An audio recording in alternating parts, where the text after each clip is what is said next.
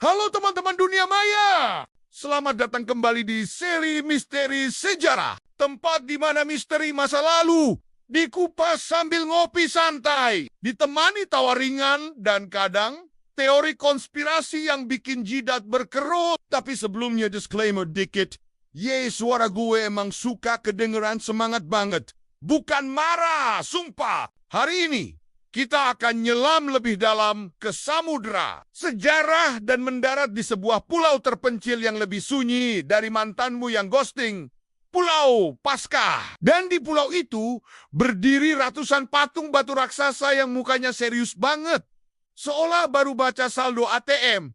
Pas tanggal tua. Yep, kita akan bahas misteri patung Moai. Kenapa mereka dibuat, siapa yang bikin, dan kenapa mereka kelihatan kayak lagi ngambek terus? Ambil camilan, rebahan santai, dan mari kita mulai perjalanan absurd tapi berbobot ini. Ayo kenalan dulu sama Pulau Paskah.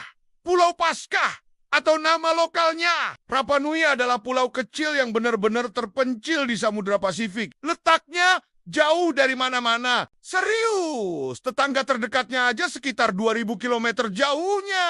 Pulau ini ditemukan oleh orang Eropa tepat di hari Minggu. Pasca tahun 1722, makanya dinamain Easter Island. Logika penamaan ala kolonial banget. Ya, ketemu di Pasca? Ya udah, namain aja Pulau Paskah. Untung ketemunya nggak pas hari Valentine. Bisa jadi namanya Pulau Kasmaran. Jadi, apa sih Moai itu? Moai adalah patung-patung batu raksasa yang dibuat oleh penduduk asli Pulau Paskah antara tahun 1250 hingga 1500 Masehi. Jumlahnya lebih dari 900 patung. Dan masing-masing punya ciri khas. Kepala besar, wajah datar, ekspresi poker face, dan badan yang kadang nongol, kadang enggak. Lucunya, dulu orang-orang kira Moai cuma kepala doang. Tapi ternyata pas digali, mereka punya badan juga. Kebayang gak tuh? Moai kayak bilang, bro, gue bukan kepala doang. Gue juga punya perasaan. Siapa yang bikin dan gimana caranya? Nah, ini dia pertanyaan sejuta Moai.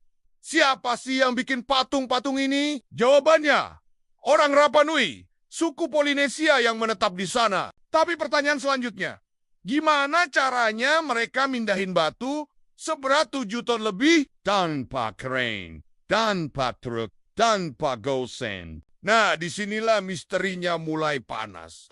Ada beberapa teori. Teori klasik bilang mereka pakai kayu dan tali buat menggelindingkan Moai kayak main log rolling. Teori modern bilang mereka mengayunkan patungnya kiri kanan sambil digoyangin kayak Moai disuruh joget poko-poco sambil maju. Serius, ada juga yang lebih nyeleneh. Teori alien. Yep, katanya alien turun tangan bantuin. Karena ya, siapa lagi yang kuat ngangkat beginian? Hulk, Thanos. Moai itu untuk apa sih? Moai bukan cuma pajangan estetik buat feed Instagram zaman dulu. Mereka punya fungsi spiritual dan sosial. Orang Rapa Nui percaya bahwa Moai mewakili nenek moyang mereka yang sudah wafat dan memberi kekuatan spiritual yang disebut mana. Moai itu semacam CCTV, spiritual. Ngasih aura perlindungan ke desa di sekitarnya. Makanya, sebagian besar Moai menghadap ke dalam pulau mengawasi masyarakat. Bukan laut. Karena kalau Moai menghadap laut terus, nanti dikira jaga pantai. Bukan jaga kampung. Kenapa pembuatan Moai berhenti? Nah, patung-patung ini dulu dibuat terus-menerus sampai sekitar tahun 1600-an. Terus, tiba-tiba berhenti total. Kenapa berhenti? Teorinya banyak. Salah satunya karena sumber daya alam habis. Banyak pohon ditebang buat mindahin Moai. Akhirnya hutan gundul, ekosistem rusak, dan masyarakat Rapa Nui pun mengalami konflik dan krisis pangan. Ada juga cerita rakyat yang bilang, dulu ada 2 klan besar, dan mereka rebutan siapa yang paling hebat bikin Moai. Sampai akhirnya malah tawuran, dan ngerobohin patung satu sama lain. Klasik banget. Yang awalnya pamer seni, ujung-ujungnya malah rusuh. Masuk ke tahun 1700-an, datanglah kapal-kapal Eropa, dan seperti biasa, kolonialisme pun dimulai. Suku Rapa Nui kehilangan tanah, budaya mereka ditekan, dan banyak dari mereka dibawa sebagai budak. Patung-patung Moai pun sebagian besar dijatuhkan, entah oleh penjajah atau oleh penduduk lokal yang frustasi. Barulah di abad ke-20, ada usaha serius untuk melestarikan dan mendirikan kembali patung-patung itu. Dan sekarang, Pulau Paskah jadi salah satu situs warisan dunia UNESCO. Meski kita udah tahu banyak, masih ada pertanyaan besar. Bagaimana Rapa Nui bisa bikin patung sebesar itu dengan alat sederhana? Gimana caranya mereka tahu teknik keseimbangan berat batu? Apakah ada teknologi yang hilang? Atau seperti teori favorit warganet? Apakah alien beneran bantuin? Jawabannya mungkin enggak. Tapi yang jelas, ini menunjukkan betapa luar biasanya pengetahuan dan kemampuan orang-orang di masa lalu.